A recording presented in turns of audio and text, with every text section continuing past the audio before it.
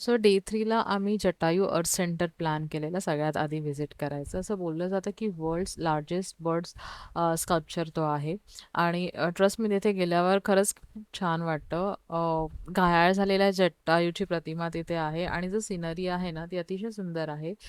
छान तिथे मंदिर पण आहे रामाचं. तिथे आपले वानरसेना पण तुम्हाला भेट देते. So just be careful. काही करत नाही ती लोकं. पण उगाच त्यांच्या नादी जाऊ नका. ते आपापले येत जात असतात तिकडनं.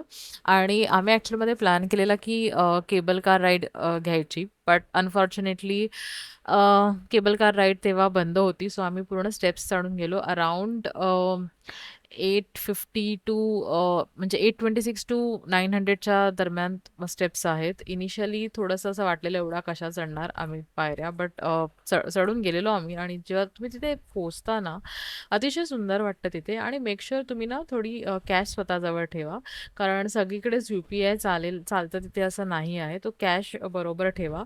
तिथे नेटवर्कचा पण वर गेल्यावर थोडाफार इश्यू यायचे चान्सेस आहे. सो मेक शुअर तुम्ही तुमच्याकडे कॅश बरोबर ठेवा. तिथे थोडा वेळ टाईम स्पेंड करून आम्ही ठरवलेलं की नंतर म्हणजे मोस्टली आम्हाला सनसेट बघायला जायचं होतं ट्रिप इज लाईफमध्ये, जे आमचं प्रिव्हियस डे प्लॅन फ्लॉप झालेलं. सो लकीली सगळं आम्ही ठरवल्याप्रमाणे झालं.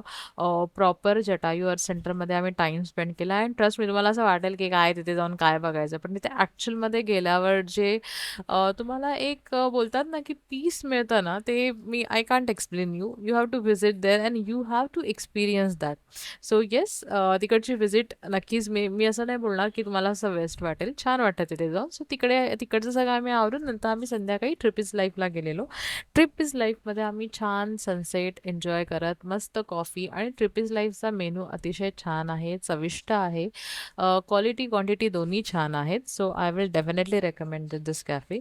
नक्की तिथे जा.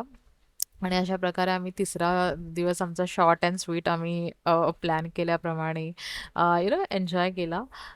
सो ही आमची बेसिकली 3 दिवसाची वर्कला ट्रिप होती. We enjoy that.